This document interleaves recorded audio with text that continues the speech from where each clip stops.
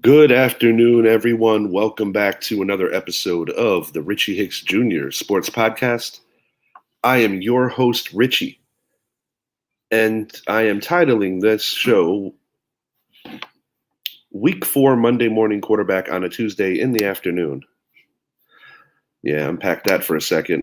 And bear with me, I actually accidentally put the number 5 because my mind is on Week 5 after the debauchery that was the New York Football Giant game last evening. Very difficult game to watch.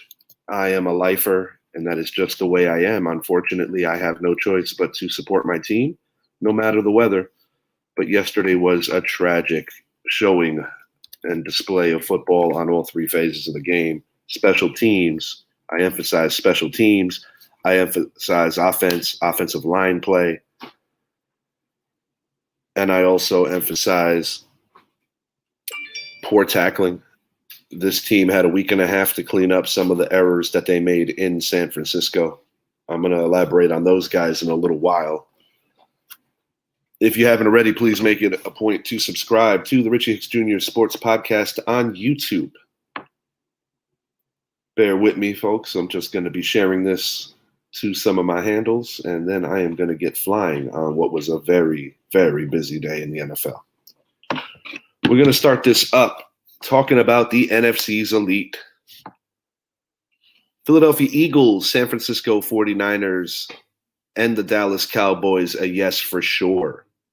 The aforementioned Eagles and Niners are both undefeated right now, having a perfect month of September that bleeds into October. The Cowboys recovered well after a disappointing showing in Arizona to the tune of a legitimate beatdown of the New England Patriots, making Bill Belichick all kinds of sick. The Detroit Lions, as well as the Seattle Seahawks, are looking to enter this conversation. I'm going to start here with the Philadelphia Eagles. After playing their most complete game a week earlier against the Tampa Bay Buccaneers. Thank you so much. That coffee looks great. Oh, very well. After a great showing against the Philadelphia Eagles in Tampa, the Eagles allowed the Washington Commanders to get back into a game in Philly. I was actually somewhat surprised that Riverboat Ron did not go for the 2-point conversion for the win. He's been known for doing that, taking those kinds of risks. Unfortunately, Terry McLaurin couldn't make a phenomenal catch. He had one leg out of bounds, 1 foot out of bounds, and ultimately it cost the Commanders a chance to win the game. Philly comes back and does what they do. Good teams find ways to win games, and that's what the Eagles did. And there's a reason the Eagles are undefeated. They might not always look terrific, but they know how to close out football games, and it's a credit to their coaching staff. All the way down, whether it be Nick Sirianni, wide receiver coach Aaron Moorhead, and the litany of great coaches they have on that team, they are always prepared to make the most necessary plays in the most critical of times, and I tip my hat to them. San Francisco 49ers, looking every bit of the complete team, the most complete team possibly. I'm going to give Arizona credit. They competed, but the 49ers just have talent everywhere. And even if they're nursing an injury or two, any combination or trio of their top 4 to 5 stars on offense is a nightmare for damn near anyone.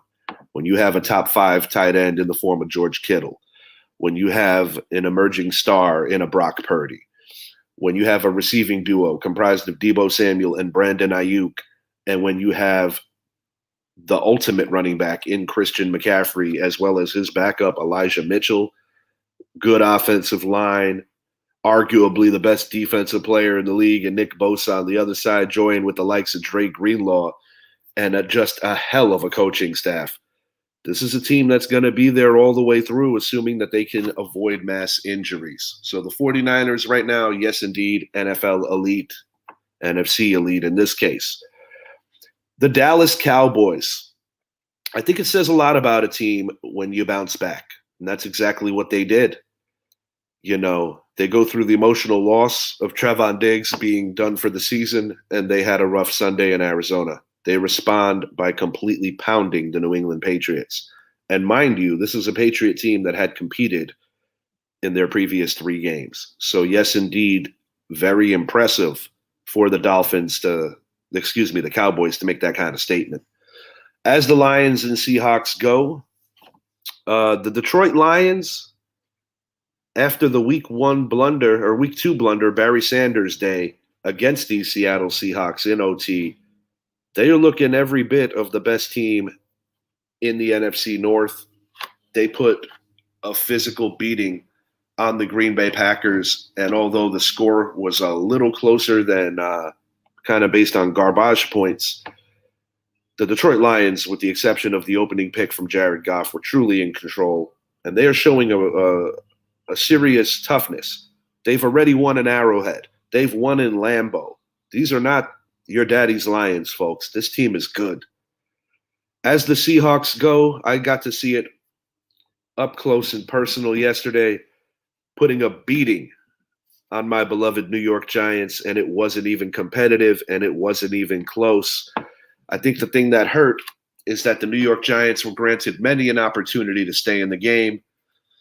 They even knocked Geno Smith out for a portion of the game. Drew Lock came in. The offense didn't miss a beat. But the thing that is truly disgusting, in addition to the 11 or 12 sacks given up by the New York Giants O-line and Daniel Jones literally being under siege, it's also just what Seattle was able to do. They couldn't get them off the field on critical third downs. And every time the Giants had a slither of hope, Daniel Jones was hitting the deck. Bobby Wagner looked like he turned back the clock yesterday. Beautiful performance on his part. And former Giant Julian Love definitely rose to the occasion in his first game back at MetLife Stadium since leaving the Giants in free agency. Eunice Acevedo, that's my mother. The Eagles are no joke, great coaching staff. Yes, indeed. Can't say enough about that coaching staff. And I want to highlight Aaron Moorhead for just a moment. Friend of the show and guest of the show. We had a blast talking football with him. Just an amazing football acumen, Mr. Aaron Moorhead. And I must admit, even though they run with a very minimal receiver core, we're only carrying 4 going into the year, he gets the absolute most out of that group. And, Devontae Smith, if he has an off week, A.J. Brown has a blow-up week, and vice versa. And, the Eagles, while a lot of people coming into the year, myself included, were accusing them of possibly just being a little too old, until proven differently and until some L's start to happen, you just have to give credit where it's due. That O-line is so damn good. And, the ageless wonder, Jason Kelce, just, regardless if I'm a Giant fan and I don't care for that organization, I'm a football fan first, and he is a pleasure to watch play the game at a high level and, just kind of do things the right way. But shouts out to Aaron Moorhead. I think he's doing a hell of a job with that receiving corps. And I think sometimes when you look at some of the best teams in the NFL, the head coaches always get the credit.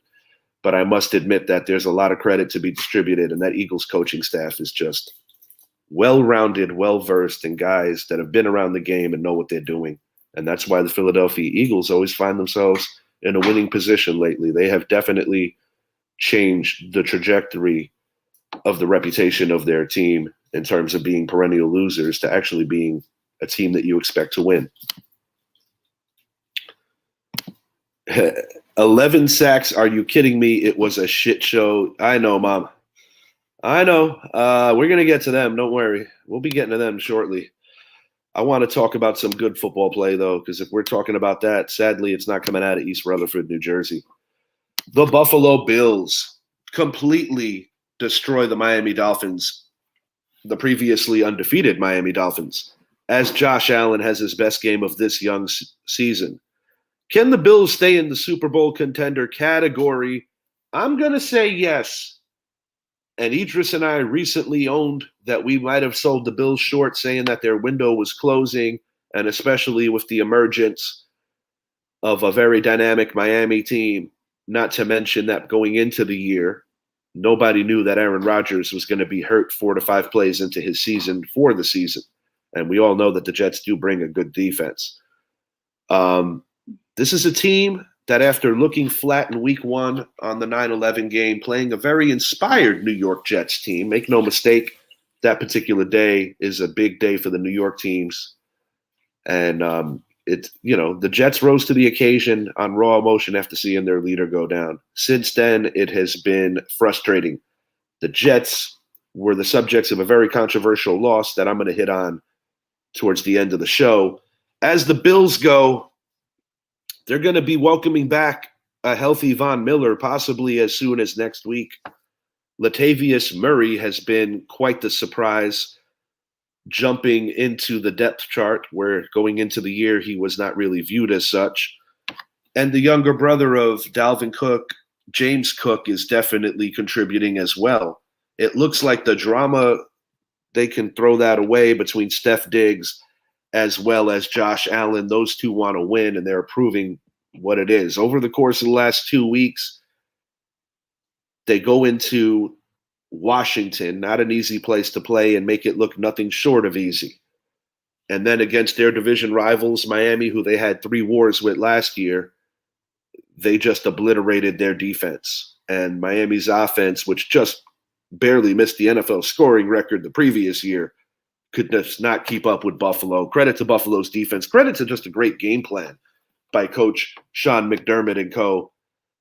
And in the early going, Josh Allen is looking like a potential MVP candidate, and I want to punch myself in the face for not playing him in fantasy this week. I chose to play Patrick Mahomes. Good problem to have when you have those two future Hall of Famers, but I will be making a deal in the Pops Cheddar and the Sun League. I have to make a decision on those two. Right now, I'm leaning on keeping Allen. He did lead me to a championship last year. Now we're going to hit on some of the ugly and not so desirable stuff we've seen. The good, the bad, and the ugly. The New York Giants, New York Jets, New England Patriots, and Chicago Bears make a first-month case as possibly the 4 worst teams in the National Football League. I'm going to start with my beloved Giants. After a year of promise, going 9-7-1, making the playoffs, going into Minnesota, and getting their first win since Super Bowl 46, the Giants have been nothing short of atrocious, with the exception of one good half in Arizona, the only reason we don't have a winless record.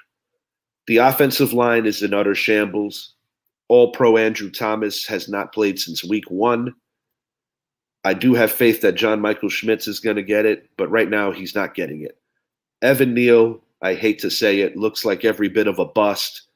And the carousel of whether it's McKeithen, whether it's Lemieux, it's all a turnstile. The defense of that Giant offensive line looks like wet paper mache. It is terrible, wet paper bag style. What happened yesterday in my years of watching the New York Football Giants, especially during this era post-Eli or even towards the end of Eli with piss-poor offensive lines, I can honestly say that I have not seen a line this terrible in the history of the New York Giants in recent memory. It is truly awful. Then when you go talk about the other side of the ball, the defense, shouts out to KT, Kayvon Thibodeau. That kid came to play. I just wish that 10 other guys joined him. It was embarrassing on so many levels. Wink Martindale deserves every bit of scrutiny right now, as does head coach Brian Daboll, as does OC Mike Kafka. They all deserve their share of blame, because week in and week out for an entire month, I have seen a New York Giants team that flat out is just not good, not prepared, and consistently being outcoached.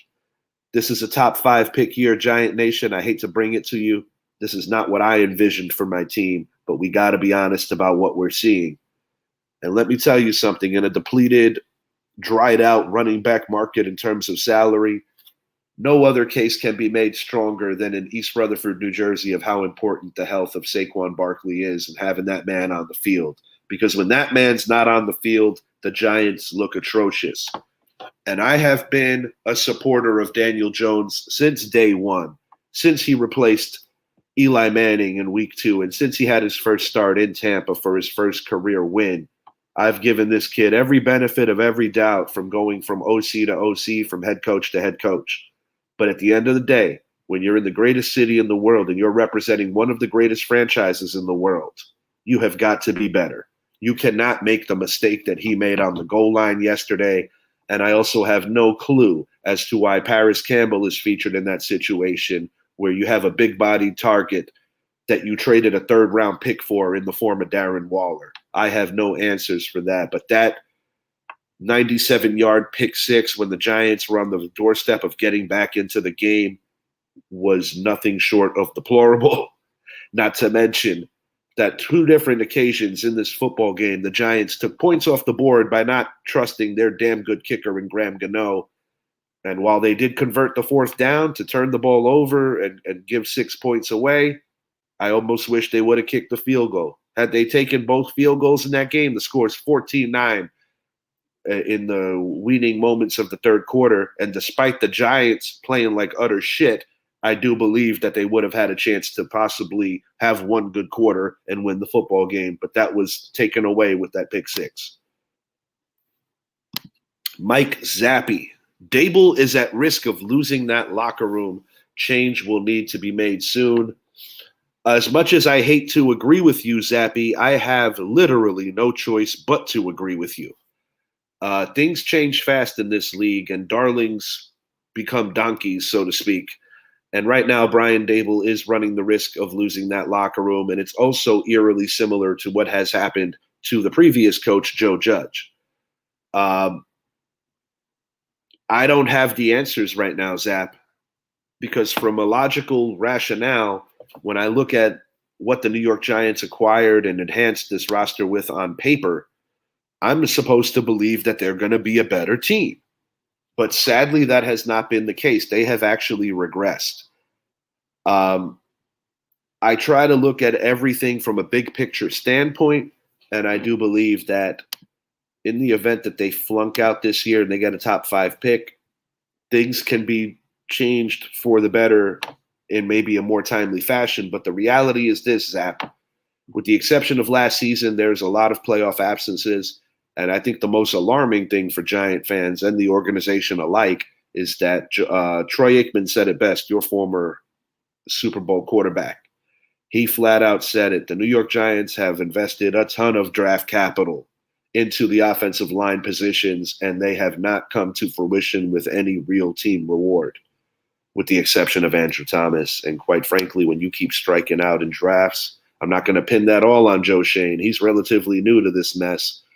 It goes back to Gettleman. It also goes back to Reese. But the Giants have got to be better at building an offensive line because this has been an inadequacy of theirs going all the way back to the Tom Coughlin era. Enough about them. Going to talk about the team they share a stadium with, the New York Jets, losing a true heartbreaker on one of the most controversial calls you will ever see in a football game. Robert Saleh, literally outraged, also got hit with a 15-yard penalty because of his just utter frustration. I agree with the coach. I think the Jets got hosed, and I do feel bad for Zach Wilson because replacing a 4-time Super Bowl MVP is very difficult. The Jets still have a good defense, and unlike the New York Giants, the one thing I'm going to give the Jets is they are still playing hard. I got to give the Jets that. They got to keep their chin up. Jets are in a better position than the Giants right now, though. Aaron Rodgers will heal. He will be back for year 2 in the Big Apple. And I also believe that this Jet team has a lot more talent than the Giants because prior to Aaron Rodgers tearing his Achilles in week 1, they were actually my pick to win that conference. And that's hard for me to do being a Giant fan. Friend of the show, our resident Patriot fan, Brett Bandick, his New England Patriots, after competing for the first 3 weeks and having some encouraging moments, the beating that was bestowed on them in Big D was truly just demoralizing. There ain't much else to say about that, but it was tough. It was tough for the Patriots. Mac Jones, similar to Daniel Jones, definitely under a ton of scrutiny. And we're going to hit on that in a minute, but, could it be time for both the Patriots and the New York Giants to think about a different quarterback in the year 2024 after having 2 institutions in the form of Eli Manning and Tom Brady? Patriots still have a good defense, but they are nursing injuries to Christian Gonzalez as well as Matthew Judon. And while I don't think it's fair to blame Belichick for all of it, because he certainly provided Tom Brady with a shit ton of great defenses, since Tom Brady's departure, the New England Patriots are a shell of themselves.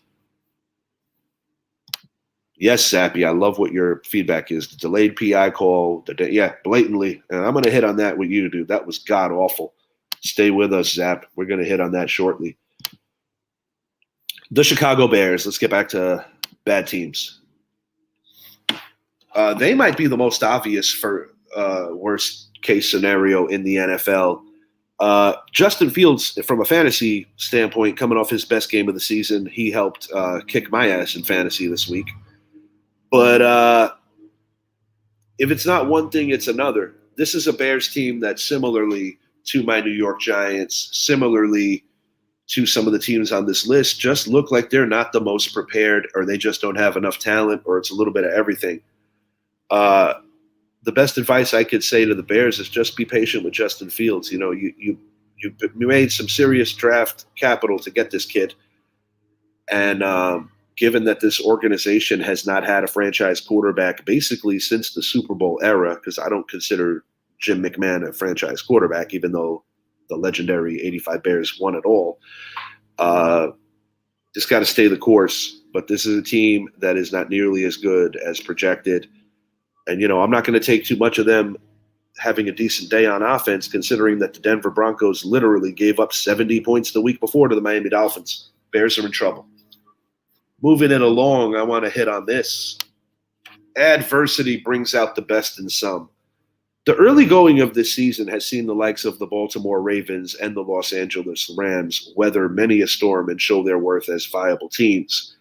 In the Ravens' case, it goes without saying, losing J.K. Dobbins for the year, possibly for his career, definitely a blow. In the Rams' case, losing former Super Bowl MVP Cooper Kupp to start the year, and they are doing it with a lot of no-name receivers, guys that are making a name for themselves. Quarterback Matthew Stafford looks revitalized. In Baltimore, quarterback Lamar Jackson, no matter what's going on around him, just finds a way to win. I'll also elaborate that the often injured former Ram, current Raven, Odell Beckham Jr. has also had issues staying healthy.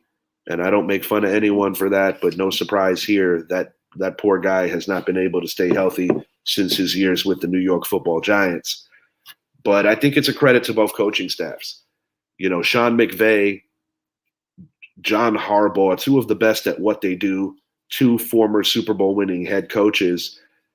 And while I think the Rams are more of the surprise than the Baltimore Ravens, what I find intriguing and kind of interesting in the early going is there's a couple of teams in each of these divisions that are surprising. Like, for instance, the Rams being good in their division in the West. Kind of surprising. They've already beaten Seattle. What's even more alarming in the North is that the Pittsburgh Steelers, who they are an institution of success, are not as good. And going into this year, I did predict that future Hall of Fame coach Mike Tomlin would finally have his first losing season, and it looks like that's starting to come to fruition. It's still a long way to go. But these are two teams that I'm honing in on, and I want to give some Tuesday morning shout-outs to, Tuesday afternoon shout-outs. Both these teams are headed in very healthy directions. And while I don't think the Rams could overcome the beast that is the 49ers, I think it's a very real possibility that the Rams could find themselves in the postseason. Going to move it along to Zappy's boys. I'm sure he likes hearing about his team, as he should. The sign of a true winner and how they respond after a loss. The Dallas Cowboys, a.k.a. America's team, did that in grand fashion. And the Patriots, as they welcome back fan favorite in Zeke Elliott. Class move by quarterback of the Cowboys, Dak Prescott, on the other sideline, putting his hands together and giving Zeke his roses. Zeke was a very good player for a very long time for this organization and a guy who always put it on the line. It's a business at the end of the day. And business said that Zeke didn't belong in a Cowboy uniform this year, unfortunately.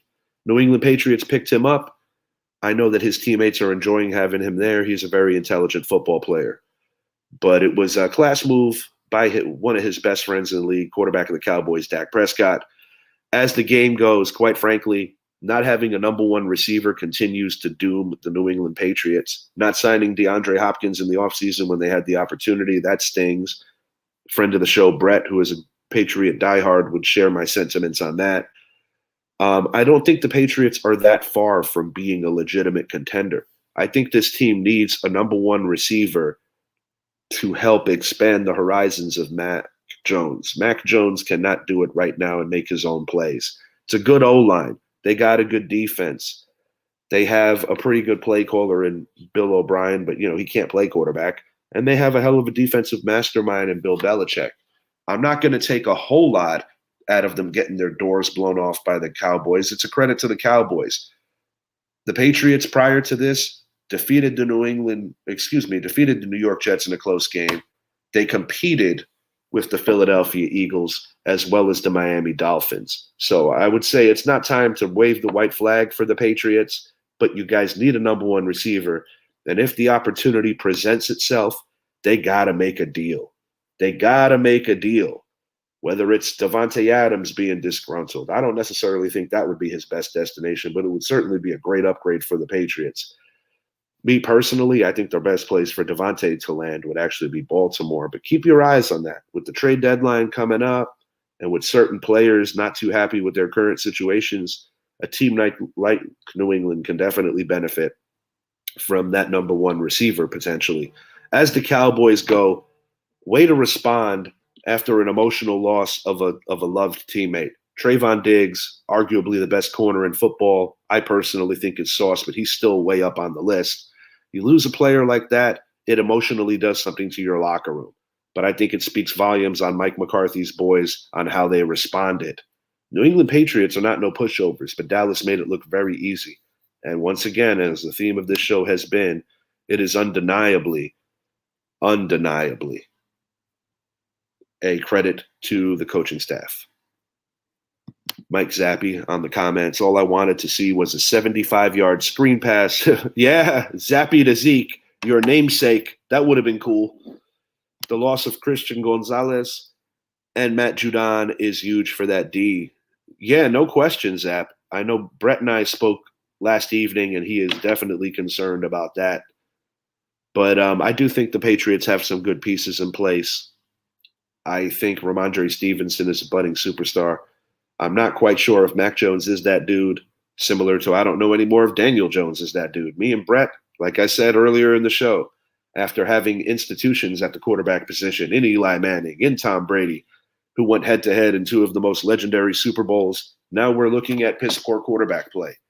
And while I don't believe that it's fair to just blame one position or one man, the bottom line is that winners find ways to win and losers find ways to lose. Look at their records. Take it from there. Just keeping it a buck around here. I got to speak on this, and I might be addressing the Swifties as well. How bad was the call in the New York Jets game? When you consider from a talent-based standpoint that just the fact that they were in this game was a miracle in itself against the mighty Kansas City Chiefs, and to see a blatant holding call get ignored while Patrick Mahomes scampered for a huge, huge first down, and to see a referee literally wait until the outcome of the play showed that the Jets intercepted the ball to then throw a flag, very sketchy, very shady in that regard. I ain't going to get into the deepness of it. I'm just going to say, there's a lot of money in these games and a lot of people gamble. And when you see shit like that, it's not a good look. The New York Jets deserved to have the opportunity to win that game the other day. And unfortunately, the New York Jets were robbed of that opportunity. And I'm sorry, guys. I understand that in any pro sport, whether it's the NBA where you have your superstar guys ranging from the Jordan era, players on that stature, they're going to get the calls. It comes with the territory of being great, and I understand that. And it's all about protecting the quarterbacks. I understand that too.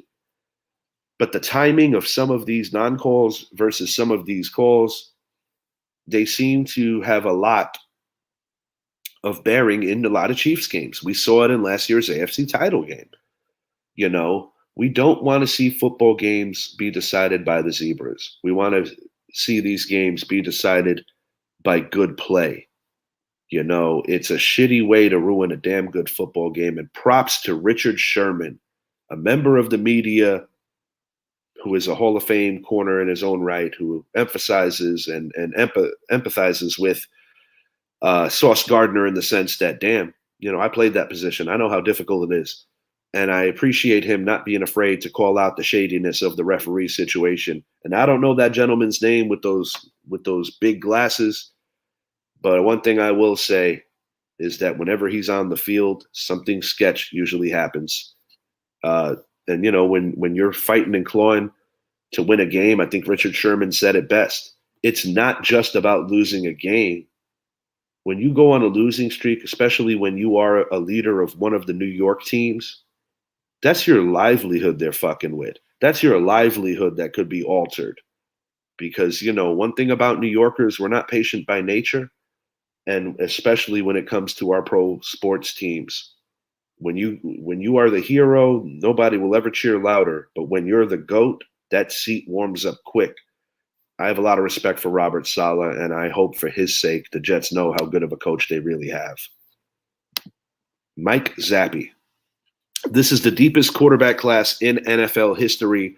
The way we saw receivers drafted a couple of years ago will be the same way guys like Fields, Mac Jones, D. Jones, Jimmy G.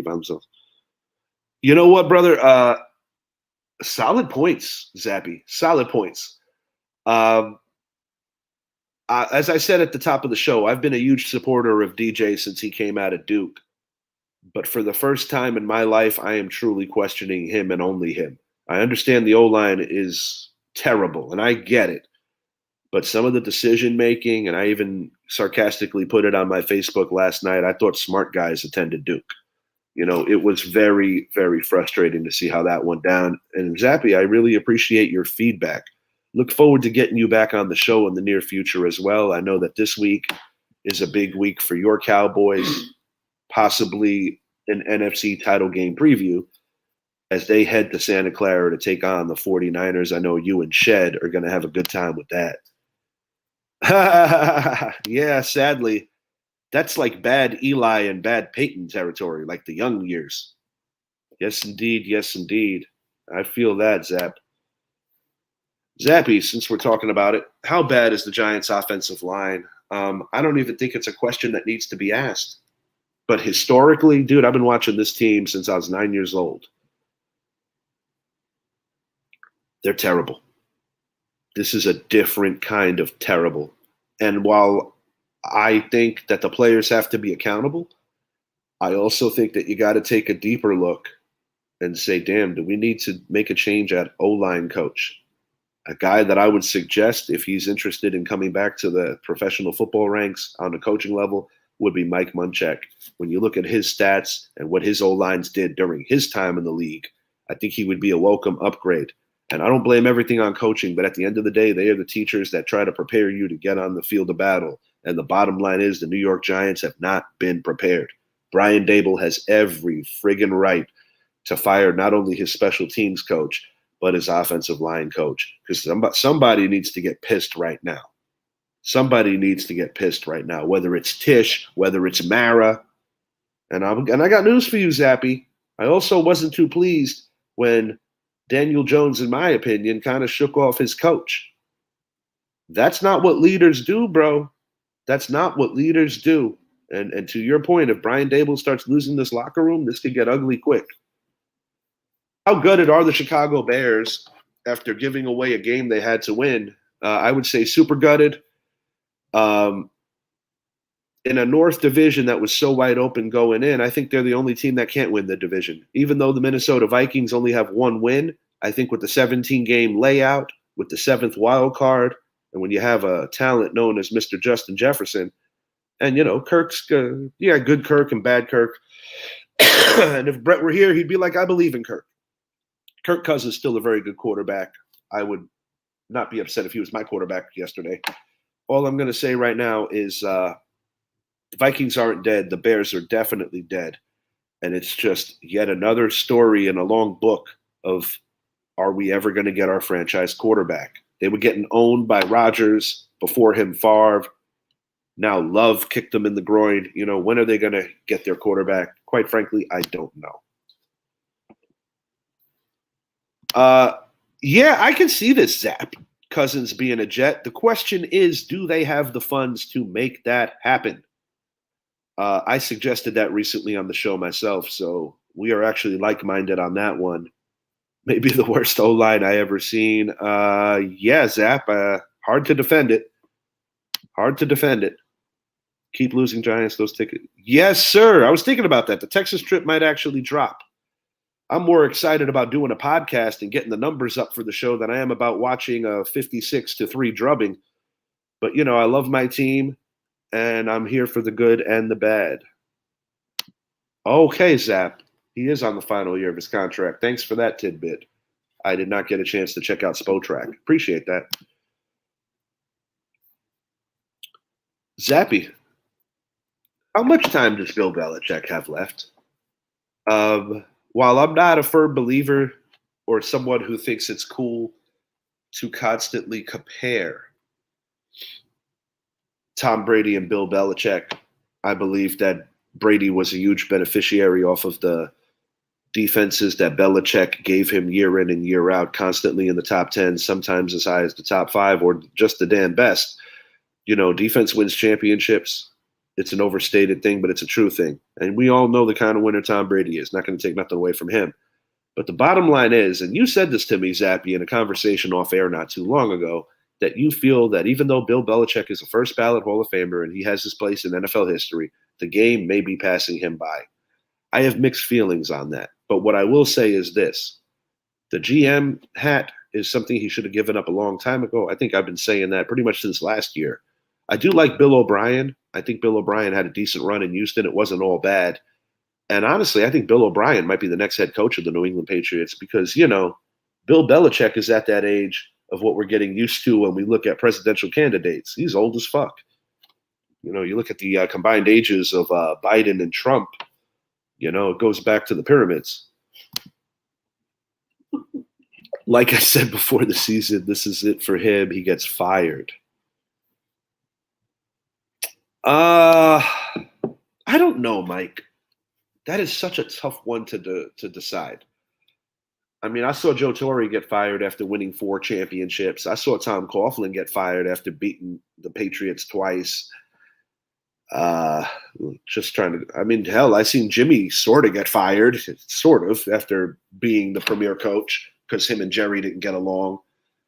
I saw Buck Showalter get fired as he was building the Bronx Bombers from the ground up with the assistance of Stick Michael and Bob Watson. We've seen it in different sports. So we saw Mark Jackson get canned, even though he was the first coach that was getting the Golden State Warriors in the right direction. So yes, indeed, it is a possibility. I think they'll leave him with his dignity, and they might have a meeting behind closed doors and say, Bill, we love you. We're going in a different direction, but we don't want you to, so to speak, get fired. We would much rather just have you retire. I mean, the man is responsible in part to those 6 beautiful banners that they have in that beautiful state-of-the-art stadium. So I do believe that at minimum, Bill Belichick, being the lifer in the NFL that he is and the icon in his own right that he is, and in the end might go down as the greatest coach of all time, I think he deserves that much respect. Okay, Zap. Okay. Yeah, I see that. I do tend to agree with that.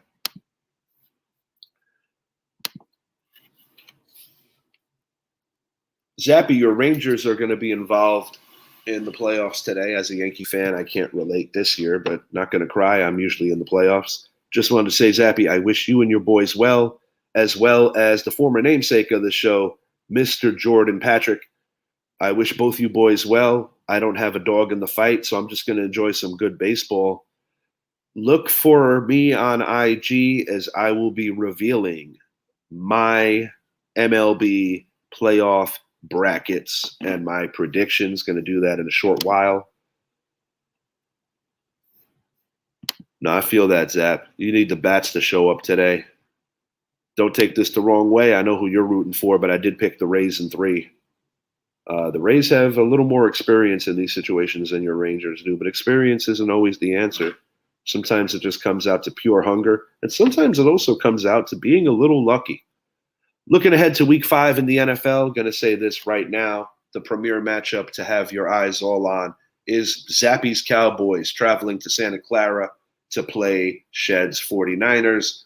It's a revisitation and a rekindling of the premier NFL matchup of the 1990s, which provided us with 3 iconic NFC championship games, not to mention in the 90s, they rekindled one of the most iconic plays in NFL history when you're talking about Dwight Clark catching the ball from Joe Montana, basically changing the power in the NFC from Tom Landry's team to Bill Walsh's team. So, the NFL, you can't tell the story quite properly if you don't include the San Francisco 49ers and the Dallas Cowboys. And although times are hard for us Giant fans, one thing that I take much pride in is that all 4 of our Super Bowls in one direction or another involved having to go through both those teams in different junctures. And I think when you beat teams that are respected by the masses and are iconic, they mean a little bit more. That's why when we talk Hall of Fame talk, and is Eli a Hall of Famer, and blah, blah, blah. Yes, he is, because he took down the greatest dynasty of all time during not only his era, of any era. So there's a lot of ways to look at it, and it's going to be intriguing when this comes out. UT versus OU Saturday morning, ND versus Louisiana Saturday night. Yeah, it's a good football weekend, dude. No question about it. Go Irish, go UT, and go Niners. Not that I have a dog in the fight, because the only way I would truly care is if I actually did have a dog in the fight, which I don't. Me picking the Niners, Zappy, is not a slight against your team. It's just a personal opinion that I think they're going to win the football game. That's my phone, and that's my floor. I'll pick that up in a moment. Zappy, I appreciate you being a big part of the show today, even though, in the words of Wags, I just want to see your face. Then again, they can't see my face, because after yesterday, that debauchery in East Rutherford, I don't even want to show my face. But to the viewers, want to give a big shout out to all of you for making this show so great. We're only as good as the people who watch the show. Idris is going to be starting a college football show as soon as Saturday. I'm going to speak to Zap. I'm going to speak to some of the boys and see who is down to team up with Idris on that endeavor. I'm going to be working a lot of Saturdays, unfortunately, but I think it's going to be a cool little kick to the show. And we're also going to be getting into the gist of the MLB playoffs. It's October, folks. It's all about the legends of the fall. This is where legends are made in Major League Baseball. As a Yankee fan, I've had the pleasure and privilege to see a lot of that happen in the Bronx. We are not part of the dance this year, but it is still going to be undeniably some great baseball. You got the Houston Astros, who are the institution, who are constantly in the mix. And you have an upstart Texas Rangers team that is definitely giving me the Ron Washington vibes, a team that should have won the World Series at least once under his watch. Let me see Zappy's face. I can't really demand that from him since I'm not showing mine. Got that beautiful Richie Hicks Jr. logo, though. Until next time, I am your host, Richie. And as always, it is nothing short of a pleasure to bring you my show. Thank you guys for all the support. And I wish you guys a phenomenal Tuesday and an even better rest of your week. Details to come on our next show and what we plan to bring you guys soon. And don't forget, Thursday morning, we will be dropping our Week 5 NFL preview, prediction, and analysis show. Going to talk to Idris. I believe Zappy may be joining the party as well, and we will keep you guys in the know of that. Have a great day, everyone. Peace.